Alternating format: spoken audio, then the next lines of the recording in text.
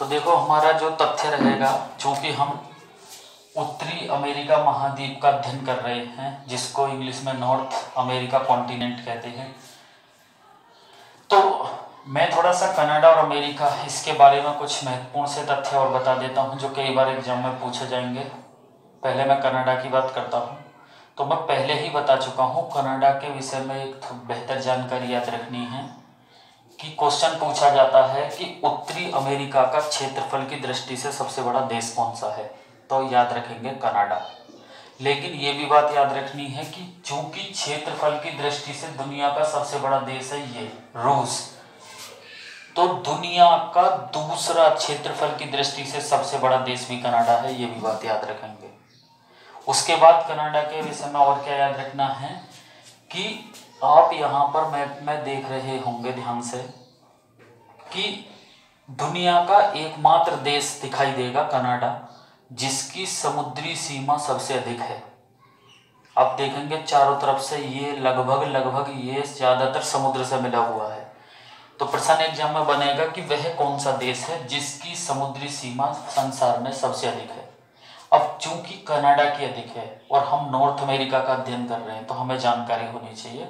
तो कनाडा की सबसे अधिक है, याद रखना है, जिसकी सीमा 2,02,080 किलोमीटर है। प्रश्न एग्जाम में कभी भी पूछा जा सकता है, ध्यान रखना है, ठीक है।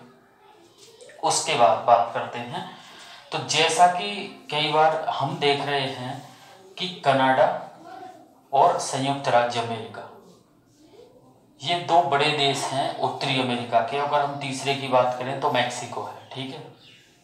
तो दुनिया के ऐसे दो देश जहां सबसे लंबी अंतरराष्ट्रीय सीमा है, कई बार प्रश्न एग्जाम में पूछा जाएगा कि वह दो देश कौन से हैं दुनिया के जिनके बीच अंतरराष्ट्रीय सीमा सबसे लंबी है। तो चूंकि हम उत्तरी अमेरिका पढ़ रहे हैं और इस प्रश्न का आंसर उत्तरी अमेरिका कॉन्टिनेंट में है, तो ये चीज हमें जानकारी होनी चाहिए। तो हम देखेंगे कि दुनिया के ये दो देश ऐसे हैं, एक तो कनाडा और एक संयुक्त राज्य अमेरिका। इनकी जो अंतरराष्ट्रीय सीमा है वो दुनिया में सबसे अधिक है। तो एग्जाम में पूछा जाएगा कि वह कौन से दो देश हैं जिनकी अंतरराष्ट्रीय सीमा सबसे अधिक है। तो दो देशों के बीच सबसे अधिक अंतरराष्ट्रीय सीमा है कनाडा और अमेरिका के बीच। प्रश्न सीधा एग्जाम में पूछा जाएगा और इनकी सीमा को कहते हैं 49 डिग्री 49 डिग्री नॉर्थ लैटिट्यूड। याद रखना, लैटिट्यूड 49 डिग्री अक्षांश।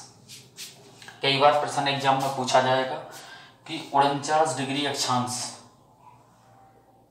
किन दो देशों के बीच सीमा बनाता है। तो प्रश्न एग्जाम में सीधा पूछा जाएगा, तो याद रखेंगे 49 डिग्री अक्षांश अमेरिका और कनाडा के बीच सीमा बनाता है। सीधा प्रश्न एग्जाम में बनेगा किसी बार, ठीक है।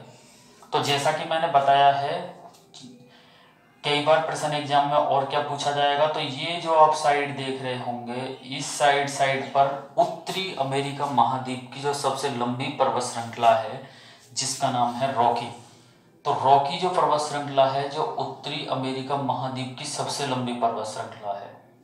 तो पहला प्रश्न तो याद रखना। अच्छा, इसकी स्थिति कहाँ पे है? देखो इसकी स्थिति यहाँ पर है, अलास्का से लेकर ये इस तरीके से फैली हुई है, कनाडा के रास्ते, अमेरिका के रास्ते, न्यू मैक्सिको तक फैली है। अच्छा, लंबी है तो फिर कितनी है? तो याद रखना 4800 किलोमीटर लंबी है रॉकी पर्वत श्रृंखला। कई बार प्रश्न पूछा जाता है कि जो उत्तरी अमेरिका है उसकी सर्वोच्च पर्वत चोटी कौन सी है। तो रॉकी पर्वत श्रृंखला का जो सर्वोच्च स्थान है, सर्वोच्च चोटी है, वो एग्जाम में पूछा जाएगा। याद रखना माउंट मैकिनले, और वो कहाँ पर है? अलास्का में। कई बार ये भी पूछा जाता है, ठीक है। उसके बाद अगर आपके दिमाग में अब एक बात आ रही होगी, ध्यान ये भी रखें, उत्तरी अमेरिका की सबसे लंबी पर्वत श्रृंखला है जिसका नाम है रॉकी। लेकिन ये भी बात याद रखनी है, अगर प्रश्न एग्जाम में इस प्रकार पूछ लिया जाए कि दुनिया की दूसरे नंबर की सबसे लंबी पर्वत श्रृंखला कौन सी है, तो दुनिया की दूसरे नंबर की सबसे लंबी पर्वत श्रृंखला भी रॉकी है, जो कि उत्तरी अमेरिका महाद्वीप में है। अब आपके दिमाग में एक बात आ रही होगी कि दुनिया की सबसे लंबी पर्वत श्रृंखला कौन सी है। तो दुनिया की सबसे लंबी पर्वत श्रृंखला है जो कि हम दक्षिण अमेरिका महाद्वीप में पढ़ेंगे, यहाँ पर दिखाई देगी, जिसका नाम है एंडीज पर्वत श्रृंखला। तो एंडीज पर्वत श्रृंखला दक्षिण अमेरिका में है